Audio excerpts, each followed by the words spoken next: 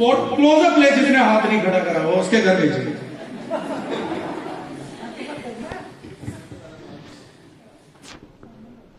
शादीशुदा हैं ज्यादा लोग। अब एक और बात का सच्चाई से जवाब देना, कितने लोग अपनी शादी वाले दिन बीमार थे? इतनी खुशी, मतलब मैं गलत तो नहीं हूं, मैं ऐसे मेरिट में तो नहीं खड़ा हूं आपको लड़ाई झगड़ा ही ना हो परिवार में। मतलब सबको परफेक्ट बीवी या परफेक्ट हस्बैंड मिले हुए हैं, एक भी व्यक्ति बीमार नहीं था अपनी शादी में। मतलब ऐसी क्या खुशी होती है? बाद में तो सारे बीमार हैं, कोई दिल का, कोई कैंसर का, कुछ और नहीं, कोई मानसिक तनाव का, कोई बीवी का मारा हुआ, कोई पति की मारी हुई, बाद में तो सारे बीमार हो गए। लेकिन उस दिन क्या खुशी होती है भाई जो बीमार नहीं होते?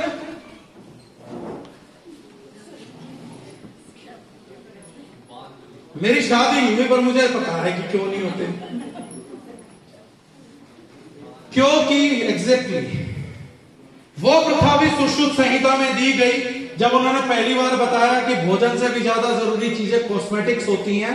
आप भोजन में हो सकता है डेली हल्दी खा रहे हैं लेकिन फिर भी इंफेक्शन मौजूद हो, तो हमारे यहाँ प्रथा चलाई गई हल्दी चढ़ा, जिसमें बताया गया कि स्किन के थ्रू हल्दी को एब्जॉर्ब करवाइए, वो डिसइंफेक्ट हो जाएगी। और जिन बेवकूफों को ये लगा कि कोरोना की गाइडलाइन भी मॉडर्न साइंस ने दी है, क्वारंटाइन, होम आइसोलेशन हमारे को मॉडर्न साइंस ने सिखाया, तो वो भी आयुर्वेद ने सिखाया था। जिस दिन हल्दी चढ़ जाती है उस दिन के बाद आप क्वारंटाइन भी कर दिए जाते और आइसोलेट भी हो जाते।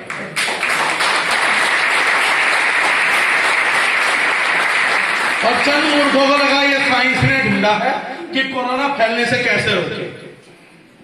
ये होम क्वारंटाइन और होम आइसोलेशन तो हमें पहले से पता है, हमें पहले से पता है कि आदमी मूर्ख बीमार ना पड़ जाए और इसकी फेरों में नाक ना बहरी हो, इसे के लिए क्वारंटाइन कर दो, ये किसी दूसरे के संपर्क में ना। और सेम रीजन बना कि कॉस्मेटिक कंपनीज को जब हमने ध्यान नहीं दिया तो हम लोगों का हाल ये हो गया। आज मॉडर्न पढ़े लिखे, मुझे शिकायत पढ़े लिखों से नहीं है, मैं खुद हूं। तो कोई आदमी गए पढ़े लिखों की बड़ी बेइज्जती कर रहा था, तो किसी के कितने भी नंबर आए मेरे अच्छे खासे आए थे, तो अगर आपकी बेइज्जती हो रही है तो मेरा क्या हाल हो रहा हो आप सोच सकते हैं। तो पढ़े लिखे अपने दिल पे मतलब कि डॉक्टर साहब ले गए थे, तो ये बोले सर आप तो पढ़े लिखों बेइज्जती कर रहे थे, मैंने तो डॉक्टरी करी हुई है। आज एक पढ़ा लिखा व्यक्ति कॉस्मेटिक कैसे चूज करता है? क्योंकि वो मैंने राजू श्रीवास्तव को सुन लिया था एक बार गलती से, तो उसने कहा मैंने जाके कामयाब इसलिए हुआ क्योंकि मैं पब्लिक को ऑब्जर्व करता था, मैं रिक्शा वालों के बीच जाके बैठ जाता था, फुटपाथ पे बैठता था, तो मैंने बड़े दिन रिसर्च किया कि मैं देखूं आम आदमी कॉस्मेटिक कैसे खरीदता है। तो मैंने एक अद्भुत तरीका लिखा, लोग जाते हैं बिग बाजार में था मैं, तो कैसे खरीदते हैं ये बढ़िया भाई। मैंने कहा अच्छा जी, तो मैंने उस सज्जन से कहा, वो आप लोगों के लिए भी कि अगर आप लोगों ने ऐसे कॉस्मेटिक चुने हो, तो मैंने उस सज्जन से कहा, मैंने कहा भाई साहब अगर नाक में इतनी बढ़िया लेबोरेटरी लिए घूम रहे हो जो प्रोडक्ट का अच्छा बुरा बता देती है, तो इस नाक को कहीं किराए पे क्यों नहीं दे रहे? मुफ्त में सांस लेने के लिए रखा हुआ, इसको किराए पे चढ़ाओ 1.5 लाख रुपए महीना। एक लेबोरेटरी में महीने का 5-7 लाख का धंधा तो है ही, तो कोई किराए पे 1.5-2 लाख तो दे ही देगा।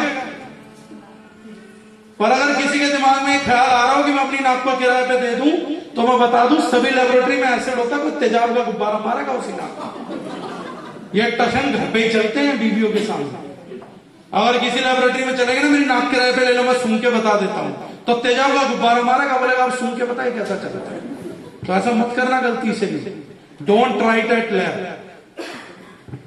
एक्चुअली मैं पढ़े लिखे लोगों के लिए कोई भी कॉस्मेटिक प्रोडक्ट होता है तो उस पे इंग्रेडिएंट्स मेंशन करवाए जाते हैं, और ये सरकार इसीलिए करवाती है। कई लोग पूछते हैं मेरे से कि इतने खतरनाक केमिकल्स अगर कॉस्मेटिक्स में आ रहे हैं जो बांझ बना रहे हैं, कैंसर दे रहे हैं, इनफर्टिलिटी दे रही है, तो सरकार क्यों अलाउ कर रही है? भाड़ में गई सरकार। पहले मुझे एक बात बताओ, अगर आप लोग पढ़े लिखे और सरकार इंग्रेडिएंट्स लिखवा के दे रही है, तो तुम्हारी पढ़ाई लिखाई क्या कर रही है कि तुम्हारी पढ़ाई लिखाई के बावजूद एक घटिया इंग्रेडिएंट वाला प्रोडक्ट घर में एंटर कर गया?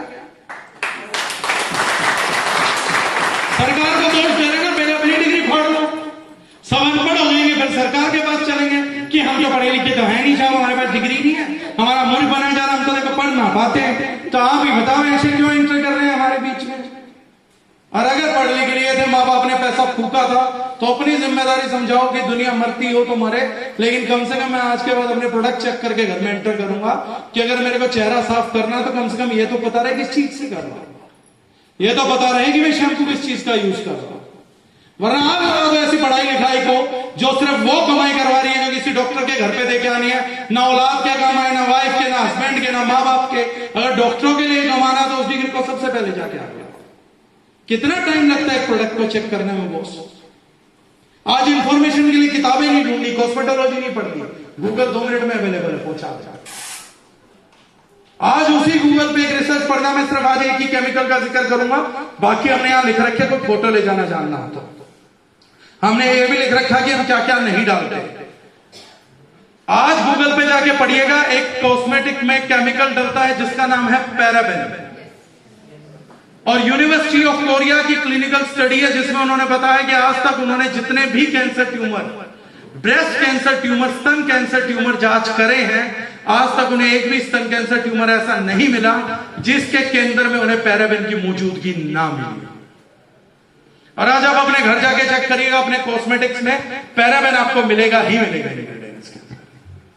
और फिर आप ढूंढ रहे हैं कि आपके घर को बीमार कौन कर रहा है? आपके घर को बीमार कर रहा है विवेकानंद का कहा हुआ वो वाक्य है, जब किसी ने पूछा था स्वामी विवेकानंद जी से कि आप एक बात बताइए, मैं अंधा हूं, क्या किसी व्यक्ति की जीवन में अंधा होने से बुरा कुछ हो सकता है?